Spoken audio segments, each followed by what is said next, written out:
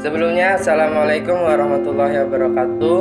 Saya Muhammad Cahya Saputra. Di sini saya akan menjelaskan tentang pengembangan bahan ajar cetak. Kegiatan belajar 2, pengembangan buku ajar mandiri. Pengembangan buku ajar mandiri. Bahan ajar cetak, handout, letter, dan buku ajar mandiri merupakan bahan ajar yang paling banyak digunakan untuk mendukung aktivitas pembelajaran. Bahan ajar cetak yang berkualitas seperti yang telah dijelaskan sebelumnya pada dasarnya harus memenuhi beberapa indikator yang memiliki kemampuan dalam: 1. Meningkatkan hasil belajar peserta didik. Yang kedua, memotivasi belajar peserta didik. Yang ketiga, meningkatkan retensi atau daya ingat peserta didik terhadap isi atau materi pelajaran. Yang keempat, membuat peserta didik dapat menerapkan pengetahuan dan keterampilan yang telah dipelajari. 1. Tahap desain. Tahap desain dilakukan dengan menentukan beberapa komponen yang harus terdapat dalam bahan ajar yang meliputi: A. Menentukan tujuan pembelajaran atau kompetensi yang perlu dimiliki oleh peserta didik setelah melakukan proses belajar. Yang B.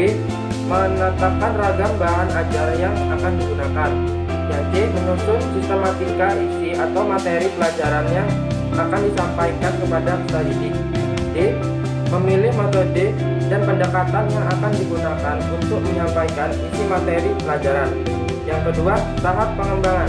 Tahap pengembangan atau produksi dilakukan dengan cara menulis bahan ajar yang merujuk kepada desain dan rancangan yang telah dibuat sebelumnya. 3. Tahap evaluasi.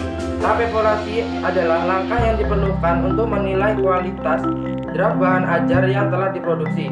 Untuk menghasilkan bahan ajar yang berkualitas diperlukan adanya evaluasi formatif yang konsepnya secara rinci akan dibahas dalam modul. Tahap penulisan buku ajar mandiri, yaitu susunannya: perencanaan, persiapan menulis, finalisasi buku ajar.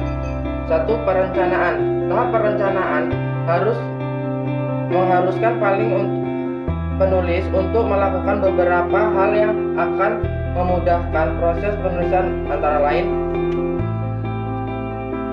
Lalu yang A. Mengidentifikasi karakteristik peserta didik atau calon pengguna bahan ajar. Yang B. Menentukan kompetensi yang dapat dicapai oleh pengguna bahan ajar setelah melakukan proses belajar. Yang C. Menentukan pendekatan atau strategi yang digunakan untuk mendukung penggunaan bahan ajar.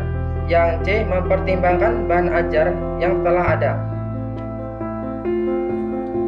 2. Persiapan. Sedangkan kegiatan yang dilakukan dalam persiapan menulis meliputi: 1. Menentukan sistematika isi atau materi buku ajar mandiri yang akan ditulis. Yang 2. Mengumpulkan bahan pustaka atau referensi yang akan digunakan dalam proses penulisan. Yang C. Mengembangkan kegiatan belajar peserta didik yang akan diintegrasikan dalam mempelajari buku ajar. Yang C.